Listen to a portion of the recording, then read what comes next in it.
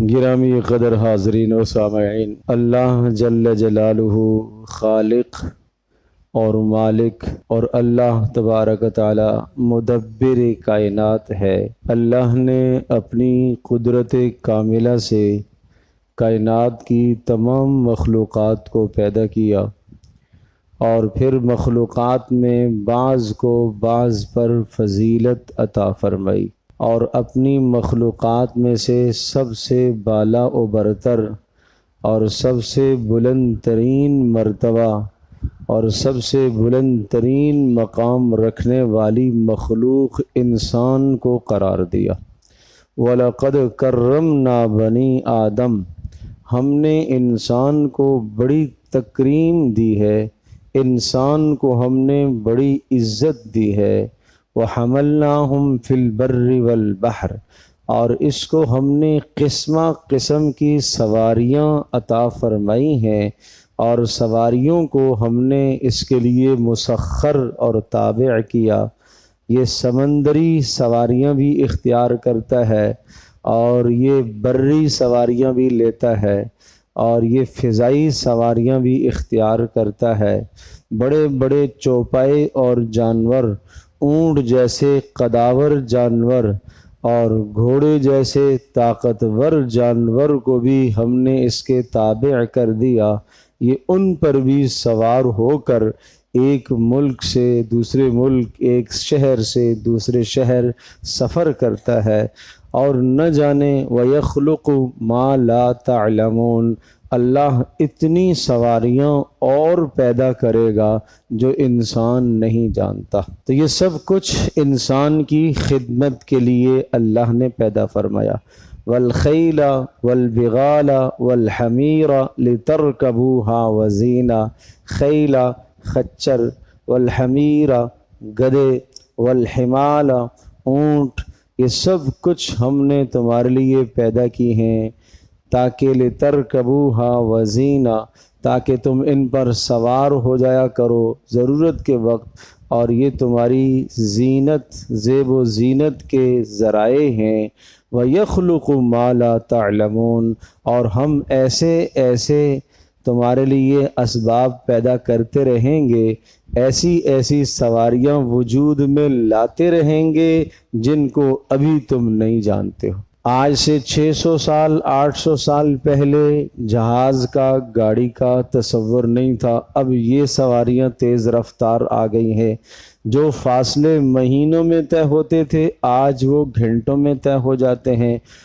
آگے چل کر نہ جانے اس سے بھی زیادہ کتنی تیز رفتار سواریاں آ جائیں جو انسان اپنے کام میں لائے۔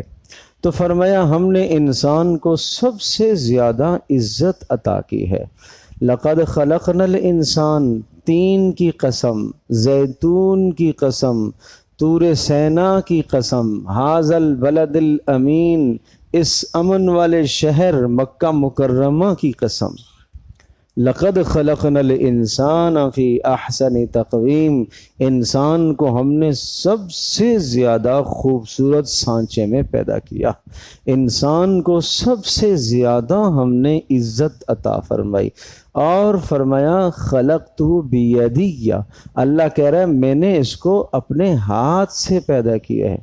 اللہ پاک کا ہاتھ کما یلیق بشانہ، جیسے اللہ کی قدرت کے مناسب ہے اللہ تبارک تعالیٰ نے، لیکن انسان کو اپنے ہاتھ سے پیدا کیا۔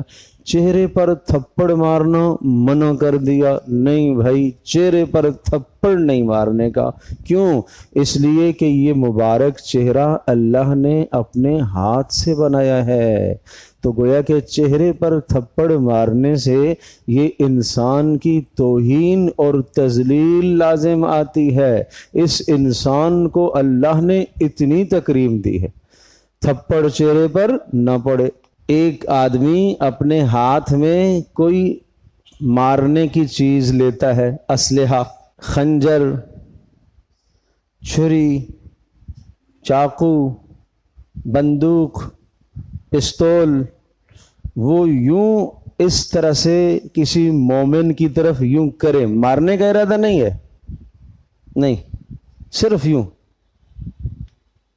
اس کو ڈرانے کے لیے، ایسے ہی تجربہ کرنے کے لیے کسی کی طرف یوں نشانہ باندھے، پیارے پیغمبر صلی اللہ تعالی علیہ وسلم نے ارشاد فرمایا یہ آدمی ہمارا نہیں ہے، قتل نہیں کر رہا، مار نہیں رہا، سگا بھائی ہے سامنے، بہن ہے سامنے، دوست ہے سامنے، ایسے ہی تفریح میں یوں اسلحے کا رخ اس کی طرف کر رہا ہے۔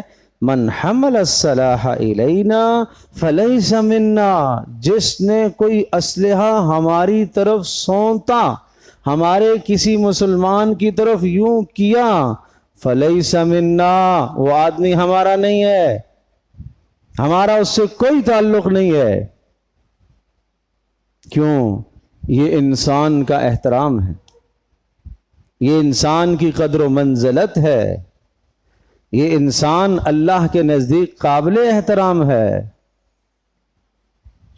اللہ اکبر۔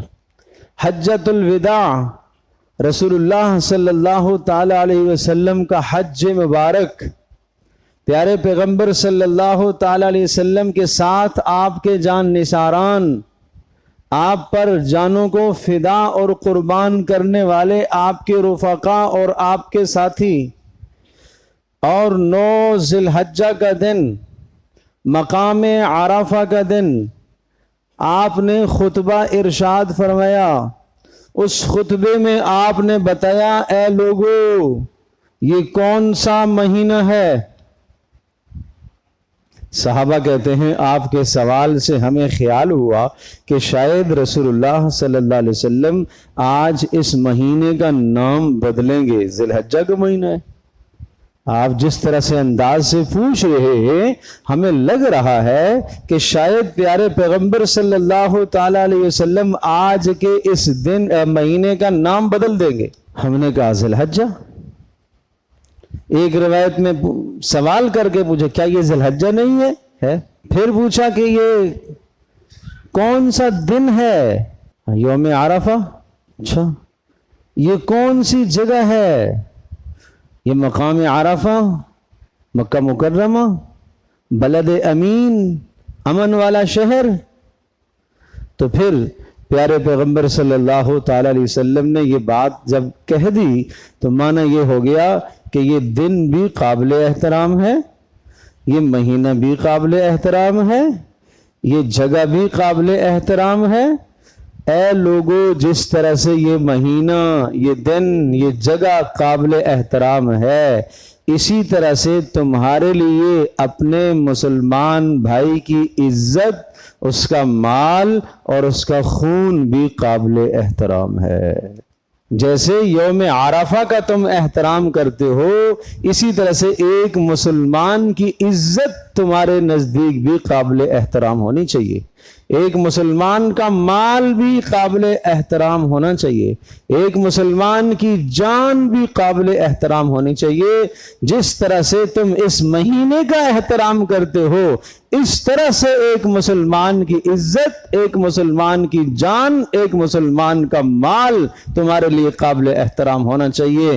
اور جس طرح سے اس جگہ کی تم عزت کرتے ہو، مکہ مکرمہ کی تم عزت کرتے ہو، اسی طرح سے تمہارے لیے ایک مسلمان کا مال، ایک مسلمان کی جان، ایک مسلمان کی عزت تمہارے لیے قابل احترام ہونی چاہیے۔ مزید سنیے، پیارے پیغمبر صلی اللہ تعالی علیہ وسلم حضرت عبداللہ بن عمرو بن عاص رضی اللہ تعالی عنہما ارشاد فرماتے ہیں رسول اللہ صلی اللہ تعالی علیہ وسلم بیت اللہ کا طواف کر رہے تھے۔ کائنات میں اس بیت اللہ کے مطاف جہاں طواف کیا جاتا ہے، کائنات میں اس بیت اللہ سے زیادہ قیمتی کوئی جگہ ہے؟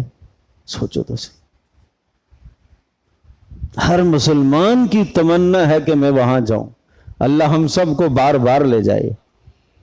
ہر مسلمان جو وہاں سے زیارت کر کے آتا ہے تو سارے مسلمان اس کو عزت سے ملتے ہیں، اس کے پاس جمع ہو جاتے ہیں، سناؤ بھائی کیا حال ہے؟ سبحان اللہ، کتنا اللہ نے اس بیت اللہ کو احترام دیا۔ کتنا اس بیت اللہ کو احترام دیا کہ اس بیت اللہ کی طرف بری نظر سے ابرہہ کا لشکر آیا، اللہ تبارک و تعالیٰ نے اس لشکر کو نیست و نابود کر دیا۔ وارسل علیہم طیرا ابابیل ترمیہم بحجارۃ من سجیل فجعلہم کعصف مأکول، اللہ پاک نے ان پر پرندوں کے جھنڈ بھیجے، غول کے غول پرندوں کے آئے، اور ان پرندوں کی پیروں میں اور چونچ میں چھوٹے چھوٹے کنکر تھے، اور وہ کنکر ان پر پھینکتے گئے، اور وہ کنکر جس کے سر پر پڑتا تو پورے جسم کو گلاتا ہوا نیچے سے نکل جاتا۔ قرآن کہتا ہے فَجَعَلَهُمْ كَعَصْفٍ مَأْكُولٍ، بیت اللہ کی حرمت کو پامال کرنے والا، بیت اللہ کے احترام کو پامال کرنے والا، بیت اللہ کو گرانے کے لیے جو شخص آیا تھا، بیت اللہ کی طرف بری نظر سے دیکھنے کے لیے جو شخص آیا تھا، ہم نے اس کو اور اس کے لشکر کو کیسا کر دیا؟ کعصف مأکول، جس طرح سے حلال جانور جب چارہ کھاتا ہے، چارے کے بعد وہ جگالی کرتا ہے، اور جگالی کے ذریعے سے جب وہ اپنے چارے کو پیستا ہے اور اس کے کچھ ذرات اگر باہر نکل آئے منہ سے جھاگ کے اندر، تو وہ آپ دیکھو کیسے چھوٹے چھوٹے ذرات ہوتے ہیں، کہا اس طرح سے ان کو ہم نے بھوسا بنا دیا۔ گزشتہ قومیں بھی ہلاک ہوئی تھیں، نوح علیہ السلام کی قوم تباہ ہوئی، ہود علیہ السلام کی قوم تباہ ہوئی، صالح علیہ السلام کی قوم تباہ ہوئی، شعیب علیہ السلام کی قوم تباہ ہوئی، لوط علیہ السلام کی قوم پر تباہی آئی، فرعون اور اس کے لشکر پر تباہی آئی، لیکن ایسی تباہی کہ یہ چورا چورا بن گئے، ایسی تباہی ان پر نہیں آئی۔ ایسی تباہی ان پر آئی کہ جنہوں نے بیت اللہ کو بری نظر سے دیکھا تھا، ایسی تباہی ان پر آئی جو بیت اللہ کو منہدم کرنے کا ارادہ کرتے تھے، ایسی غارت اور تباہی ان پر اللہ نے برسائی کہ جنہوں نے بیت اللہ کے ساتھ دشمنی ٹھان لی تھی۔ تو بیت اللہ اللہ کے ہاں کتنا قیمتی ہے، کتنا قیمتی۔ اب اگلی بات سنیے، یہ بیت اللہ اللہ کے نزدیک اتنا قیمتی، پیارے پیغمبر صلی اللہ تعالی علیہ وسلم طواف فرما رہے اور بیت اللہ کو خطاب کر کے کہہ رہے، اے بیت اللہ تو کتنا ہی خوبصورت ہے، تو کتنا ہی قابل احترام ہے، کیا ہی تیری پیاری خوشبو ہے۔ پیارے نبی صلی اللہ تعالی علیہ وسلم نے جب ہجرت فرمائی تھی، آپ نے آخری دیدار جب بیت اللہ کا کیا، حسرت بری نگاہوں سے دیکھا، آپ نے کہا بیت اللہ تیری قوم اگر مجھے مجبور نہ کرتی تو میں کبھی تجھے نہ چھوڑتا۔ کیا لگاؤ تھا بیت اللہ کے ساتھ، کیا پیار تھا اس گھر کے ساتھ، اور ایک مسلمان کو اس گھر سے محبت اور پیار ہونا ہی چاہیے، اس لیے کہ یہ شعائر اللہ ہے، یہ اللہ کی قدرت کی نشانیوں میں سے ہے۔ وَمَن يُعَظِّمْ شَعَائِرَ اللَّهِ فَإِنَّهَا مِن تَقْوَى الْقُلُوبِ، اور جو اللہ کے شعائر کا احترام کرتا ہے یہ تو اس کے دل کے اندر تقوی کی نشانی ہے۔ تو طواف کے دوران آپ نے بیت اللہ کو خطاب کر کے کہا کہ تو کتنا ہی قیمتی ہے، کیا ہی خوبصورت تیری خوشبو ہے، کیا ہی تیرا مقام ہے، لیکن ایک مسلمان کی جان، ایک مسلمان کی عزت، ایک مسلمان کا مال تجھ سے زیادہ قیمتی ہے۔ یہ ہے بات سمجھنے کی۔ اس بیت اللہ کا احترام آپ ایک لمحے کے لیے تصور کیجئے، بیت اللہ کی قدر و منزلت آپ تصور کیجئے۔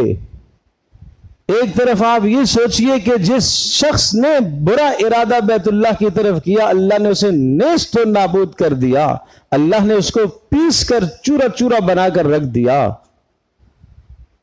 لیکن پھر بھی فرمایا کہ اے بیت اللہ ایک مسلمان کی عزت، ایک مسلمان کی آبرو، ایک مسلمان کا خون، ایک مسلمان کا مال تجھ سے زیادہ اللہ کے ہاں قدر و منزلت رکھتا ہے۔ آج پھر مسلمان کی عزت پر ہم حملہ کریں، کسی موقع پر اس کو ذلیل اور رسوا کریں، وہ یہاں مجمع میں نہیں ہے، ہم غیبت کر کے اس کو ذلیل کرنا چاہتے ہیں، یا سامنے موجود ہے ایسی بری باتیں اس کو سنا کر جو برائی اس کے اندر موجود ہے، جو عیب اس میں پایا جاتا ہے، اس عیب کو ہم معاشرے میں اچھال کر اس کی عزت پر حملہ کرنا چاہتے ہیں، تو یہ کیا بیت اللہ کی عزت پر حملہ کرنے سے بھی زیادہ بدترین جرم نہیں ہے؟ اور کسی مسلمان کے مال پر ہاتھ ڈالنا، مسلمان کا مال اس کی اجازت کے بغیر، ارے ڈاکہ ڈالنا تو بہت بات کی بات، چوری کرنا تو بہت بات کی بات، بلا اجازت کسی مسلمان کا مال استعمال کرنا، بلا اجازت بغیر کسی سبب کے کسی کے مال کو اپنے پاس روکنا، قرض نہ ادا کرنا، یہ انسان کیسے بخشا جائے گا؟ کیسے اس کی بخشش اور مغفرت کا فیصلہ ہوگا؟ اگر یہ شہید ہو گئے اللہ کے راستے میں، پھر زندہ ہو، پھر شہید ہو، پھر زندہ ہو، پھر شہید کیا جائے، سب گناہ معاف کیے جائیں گے، لیکن اس نے جو مسلمان کا مال تباہ کیا، یہ گناہ معاف نہیں ہوگا۔ جو اس نے مسلمان کا قرض دبایا ہے، یہ معاف نہیں ہوگا جب تک وہ صاحب حق معاف نہیں کرے گا۔ یہ نمازی بھی ہے، یہ روزے دار تہجد گزار بھی ہے، اور اس کے بعد جو مسلمان کی جان پر حملہ آور ہو، کیا پتھر دل ہے جو مسلمان کی جان پر حملہ آور ہو، مسلمان کی جان کو نقصان پہنچانا چاہے، مسلمان کی جان کو مکمل ختم کرنا چاہے۔ قرآن مقدس میں کیا ارشاد فرمایا؟ من قتل نفسا بغیر نفس او فساد فی الارض، جس نے کسی ایک جان کو مارا، ایک آدمی کو، دو کو نہیں، قبیلے کو نہیں، خاندان کو نہیں، ملک کو نہیں، صرف ایک انسان کو جس نے قتل کیا یا زمین میں اس نے فساد مچایا، وہ ایک کا قتل ایسا ہے فَكَأَنَّمَا قَتَلَ النَّاسَ جَمِيعًا، ایسا ہے جیسا کہ سارے کے سارے انسانوں کو اس نے موت کے گھاٹ اتار دیا۔ ایک کا قتل سب کا قتل ہے۔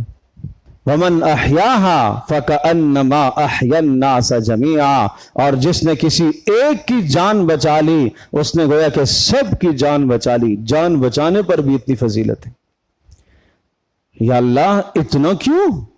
اس لیے کہ انسان قابل احترام ہے، اس لیے کہ اس کی قیمت ہے نا، اس کی قیمت ہے۔ کتنی قیمت ہے؟ سنو تو صحیح، کتنی قیمت ہے؟ ایک حدیث میں ارشاد فرمایا کہ اگر ایک شخص کے قتل میں ساری زمین کے انسان، سب کے سب، اور سارے آسمان والے، ساری مخلوق ایک انسان کے قتل میں اگر شریک ہو جائیں، تو اللہ تبارک و تعالی مکمل پوری زمین والوں کو بھی اور آسمان میں جتنے بھی ہیں ان سب کو اس ایک انسان کے قتل کی وجہ سے سب کو جہنم میں ڈالے گا، سب کو جہنم میں ڈالے گا۔ کیوں؟ انسان کی قیمت۔ مثال سے سمجھایا، ملائکہ تو یہ کام نہیں کرتے، فرشتے تو یہ کام نہیں کرتے، مثال کے طور پر زمین کے سارے انسان ایک شخص کے قتل میں ملوث ہو جائیں، اور آسمان کی ساری مخلوقات ایک شخص کے قتل میں ملوث ہو جائیں، تو اللہ تبارک و تعالی سب آسمان والوں کو اور زمین والوں کو اس کے بدلے میں جہنم میں ڈالے گا، اس لیے کہ انسان کی جان قیمتی ہے، انسان کی جان اتنی قیمتی ہے۔ پیارے پیغمبر صلی اللہ تعالی علیہ وسلم نے ایک لشکر بھیجا، اور سامنے کچھ لوگ آئے اور ایک شخص پر تلوار چل گئی۔ رسول اللہ صلی اللہ تعالی علیہ وسلم کے پاس خبر پہنچی کہ اس نے کلمے کا اظہار کیا تھا، پھر تلوار چل گئی۔ رسول اللہ صلی اللہ علیہ وسلم ناراض ہوئے، کہ اللہ میں اس قتل سے بری ہوں۔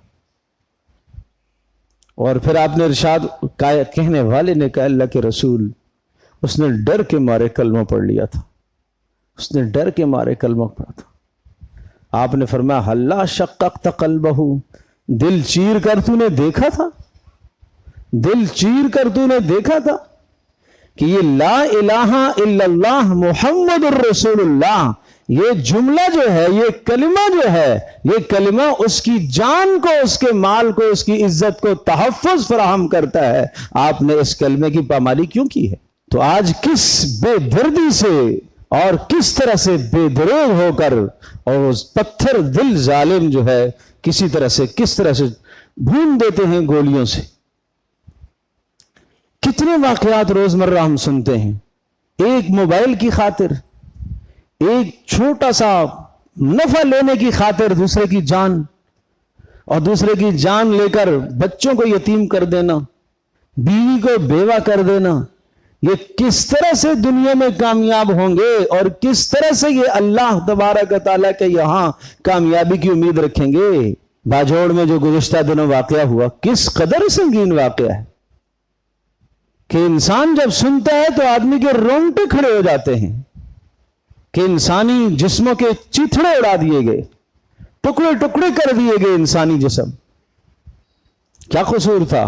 وَمَا نَقَمُوا مِنْهُمْ إِلَّا أَن يُؤْمِنُوا بِاللَّهِ الْعَزِيزِ الْحَمِيدِ الَّذِي لَهُ مُلْكُ السَّمَاوَاتِ وَالْأَرْضِ وَاللَّهُ عَلَى كُلِّ شَيْءٍ شَهِيدٌ.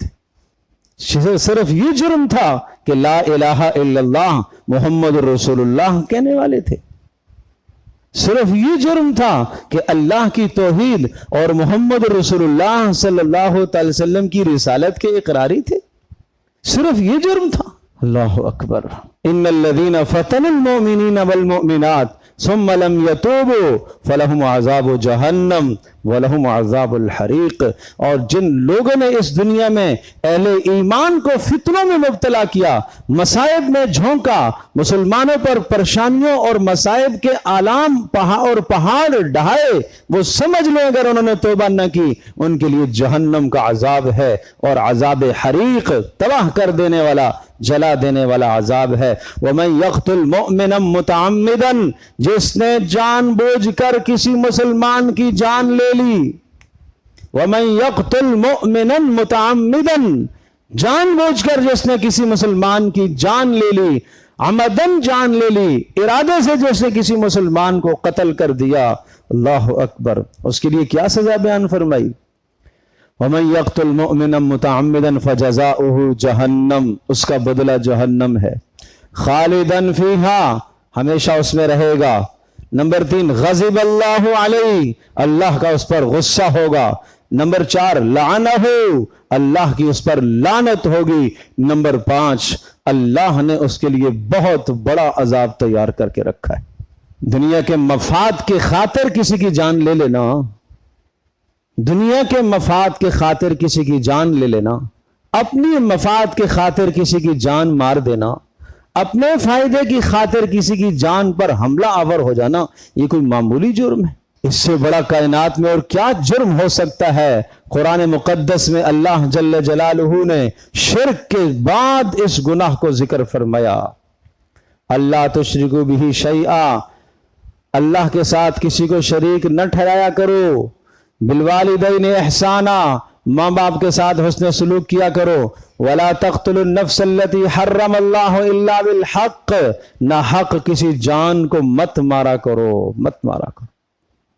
بہت بدترین جرم ہے بھائی، بہت بدترین جرم ہے.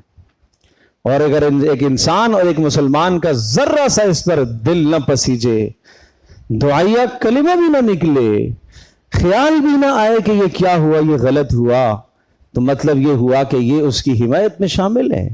اس لیے میرے عزیز دوستوں بزرگوں، آئیے ہم عزم کریں ہماری ذات سے مسلمان کی عزت کو نقصان نہ پہنچے، ہماری ذات سے مسلمان کی جان کو نقصان نہ پہنچے، ہماری ذات سے مسلمان کے مال کو نقصان نہ پہنچے. یہ 3 چیزیں یاد رکھو.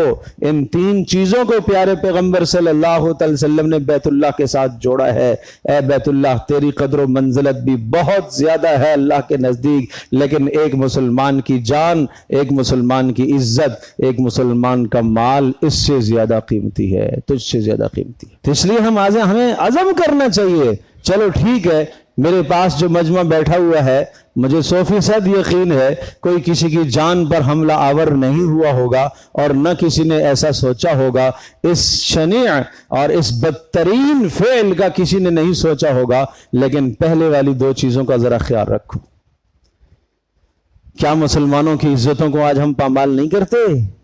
کیا مسلمانوں کے مالوں کو آج ہم تباہ نہیں کرتے؟ کسی بھی ذریعے سے لوٹ کر کسی کا مال، ناحق طریقے سے کسی کا مال، غصب کر کے کسی کا مال، چوری کر کے کسی کا مال، قرضہ لے کر کسی کا مال دبا دینا، کیا آج یہ ہمارے رواج میں نہیں ہے؟ اور اگر ہم ناراض ہو جاتے ہیں، غصہ ہو جاتے ہیں، دوں گا اس کو، دیکھوں گا میں، آؤ لینا ہے تو لے لو، بدماشی پہ اتر آ جاتے ہیں۔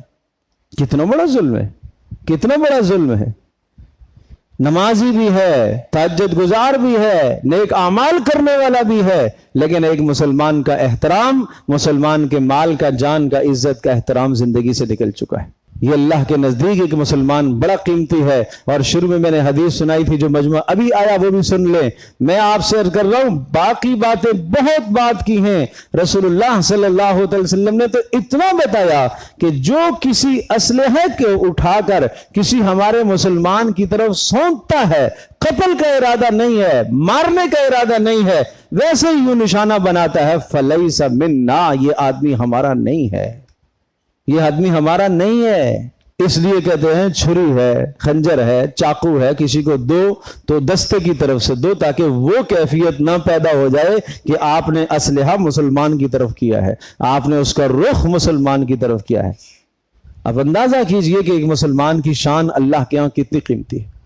تو آئیے آج کی مجلس میں ہم عزم کرتے ہیں، انشاءاللہ ثم انشاءاللہ، میں سب سے پہلے عزم کروں، پھر آپ بھی عزم کریں، انشاءاللہ آج کے بعد ہماری ذات سے کسی مسلمان کی عزت کو نقصان نہیں پہنچے گا۔ بھائی عزم کرتے ہیں سارے۔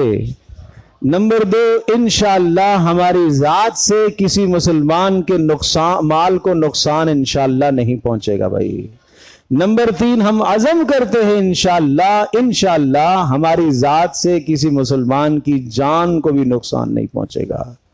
ہمیں تحفظ کرنا ہے مسلمان کی جان کا، مال کا، عزت کا، یہ ہے کمال ایمان۔ اللہ مجھے بھی، آپ کو، ہم سب کو عمل کی توفیق عطا فرمائے۔